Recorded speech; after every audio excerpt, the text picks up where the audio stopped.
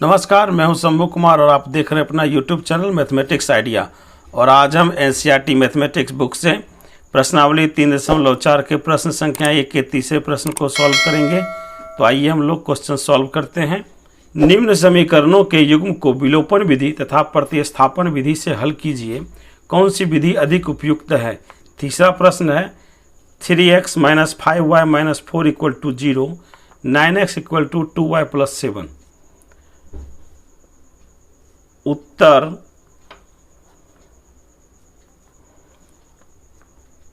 विलोपन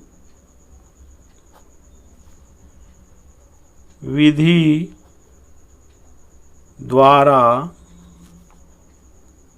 हल करने पर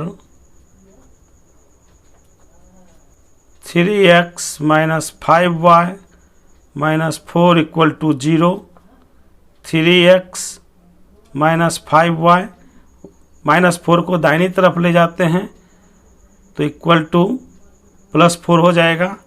इस प्रकार 3x - 5y = 4 का एक समीकरण प्राप्त होता है। इसे हम लोग समीकरण 1 मान लेते हैं। 9x = 2y + 7, 2y को बाईं तरफ ले आते हैं तो लिखेंगे 9x - 2y = 7। इसे हम लोग समीकरण 2 मान लेते हैं। समीकरण 1 में x के पद की संख्या 3 है और समीकरण 2 में x के पद की संख्या 9 है। 3 और 9 का एलसीएम लेते हैं तो 9 प्राप्त होता है। तो इस प्रकार समीकरण 1 में 3 से गुना कर देंगे तो 3 × 3 = 9x हो जाएगा। तो लिखेंगे 3x - 5y = 4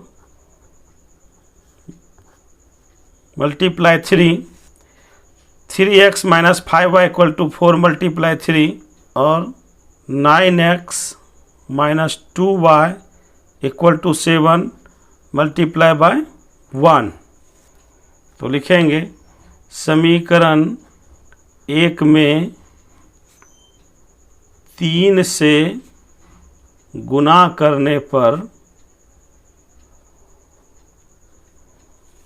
और समीकरण 2 में 1 से गुना करने पर 3 से 3 को गुना करेंगे तो 9x माइनस 3 से 5 को गुना करेंगे तो 15y, 3 से 4 को गुना करेंगे तो 12 प्राप्त होगा। उसी प्रकार 1 से 9 में गुना करेंगे तो 9x, 1 से -2 में गुना करेंगे तो -2y, 1 से 7 में गुना करेंगे तो 7 प्राप्त होगा। यहाँ पर समीकरण 1 और समीकरण 2 में x का पद समान है और दोनों का चिन्ह भी समान है तो घटाने पर यह पद विलोपित हो जाएगा। तो लिखेंगे घटाने पर 9x का चिन्ह प्लस है तो घटाने पर माइनस हो जाएगा। 2y का चिन्ह माइनस है, घटाने पर प्लस हो जाएगा। 7 का चिन्ह प्लस है तो घटाने पर माइनस हो जाएगा। 9x दोनों विपरीत चिन्ह में है तो यह घट करके विलोपित हो जाएगा। -15y + 2y दोनों का चिन्ह विपरीत है तो घटाएंगे, बड़ा में से छोटा घटाते हैं। 15 में से 2 घटाएंगे तो 13 प्राप्त होगा। बड़े का चिन्ह माइनस है तो बड़े का चिन्ह माइनस लिख देंगे इक्वल टू 12 में से 7 घटाएंगे तो 5 प्राप्त होता है। यहाँ y के साथ -13 गुना में है, दाहिनी तरफ ले जाएंगे तो भाग में हो जाएगा। इस प्रकार y = 5/-13 प्राप्त होता है। हमें y का मान प्राप्त हो चुका है। समीकरण 2 में y का मान देने पर तो लिखेंगे समीकरण 2 में y का मान देने पर तो पहले समीकरण 2 लिखते हैं। 9x = 2y + 7, 9x = 2, y की जगह हम लोग मान लिखते हैं -5/13 प्लस 7। 9x इक्वल टू 2 को 5 से गुना करेंगे तो 10/-13 प्लस 7 प्राप्त होता है। यहाँ 7 के साथ हर में कोई संख्या नहीं है तो 1 हो जाएगा। 13 और 1 का एलसीएम लेते हैं तो 13 प्राप्त होता है। -10 प्लस 1 से 13 में भाग लगाते हैं तो 13 बार में भाग लग जाएगा। 13 से 7 में गुना करेंगे तो 91 प्राप्त होता है। 91 में -10 घटाएंगे तो 81/13 प्राप्त होगा। इस प्रकार 9x इक्वल टू 81/13 प्राप्त होता है। x के साथ 9 गुना में है, दाहिनी तरफ ले जाएंगे तो भाग में हो जाएगा।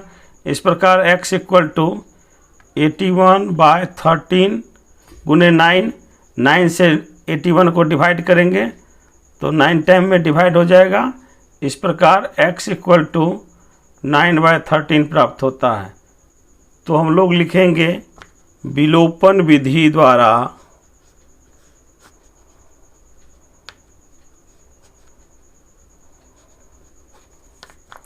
x इक्वल टू 9/13 और y इक्वल टू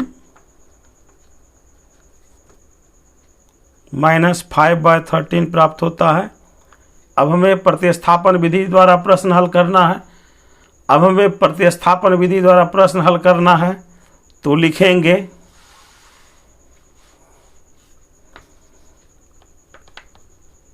प्रतिस्थापन विधि द्वारा हल करने पर 3x - 5y - 4 इक्वल टू 0 को हम लोग समीकरण 1 मान लेते हैं और 9x इक्वल टू 2y + 7 को हम लोग समीकरण 2 मान लेते हैं। समीकरण 2 से x का मान प्राप्त करते हैं तो देखते हैं कि x के साथ 9 गुना में है, दाहिनी तरफ ले जाएंगे तो भाग में चला जाएगा। इस प्रकार x इक्वल टू 2y + 7/9 प्राप्त होता है। इसे हम लोग समीकरण 3 मान लेते हैं। समीकरण 3 का मान समीकरण 1 में देने पर तो लिखेंगे समीकरण 1 में समीकरण 3 से x का मान देने पर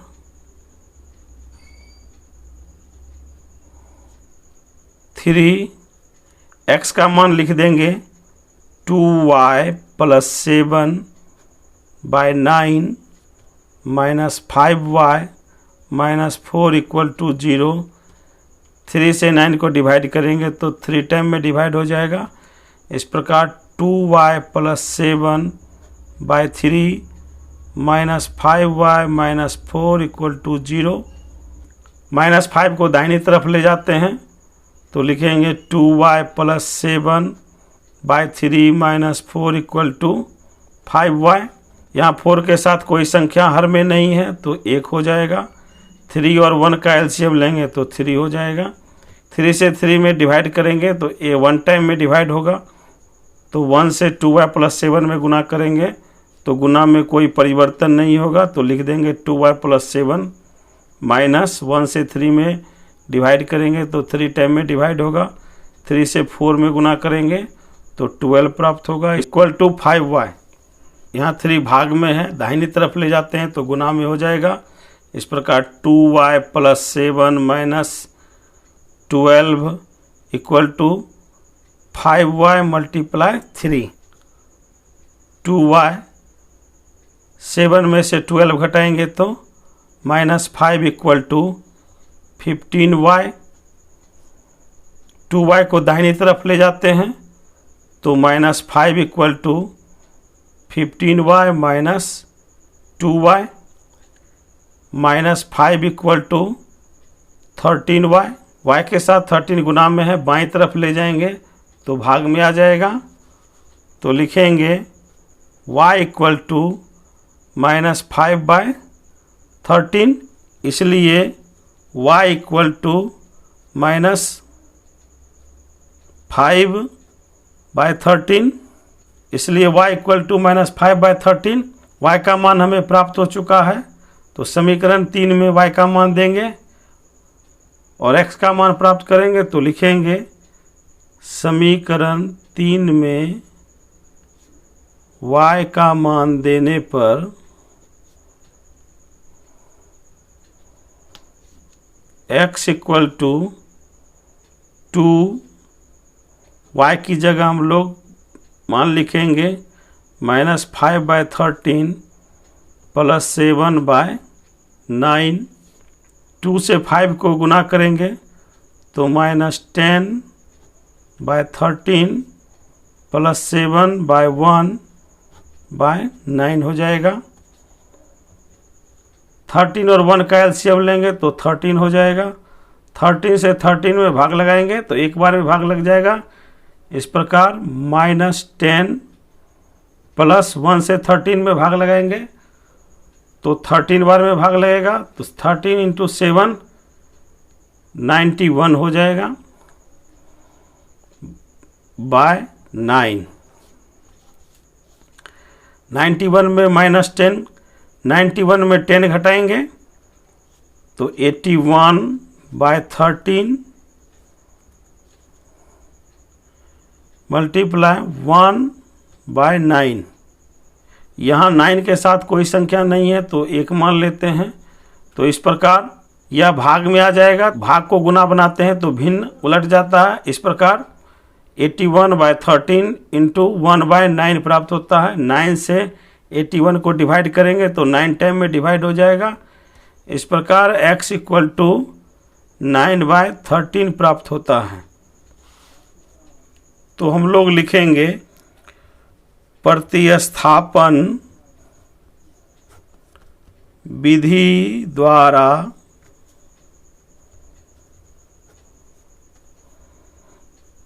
x इक्वल टू 9/13 और y इक्वल टू -5/13 प्राप्त होता है। हम लोग समीकरणों का हल विलोपन विधि तथा प्रतिस्थापन विधि से ज्ञात कर चुके हैं। हमें बताना है कि कौन सी विधि अधिक उपयुक्त है। तो मेरे हिसाब से विलोपन विधि अधिक उपयुक्त है। आपको जो विधि पसंद आए वो आप उत्तर लिख सकते हैं। तो मैं उत्तर लिखूंगा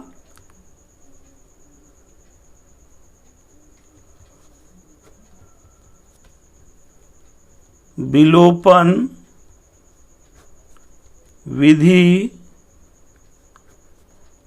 अधिक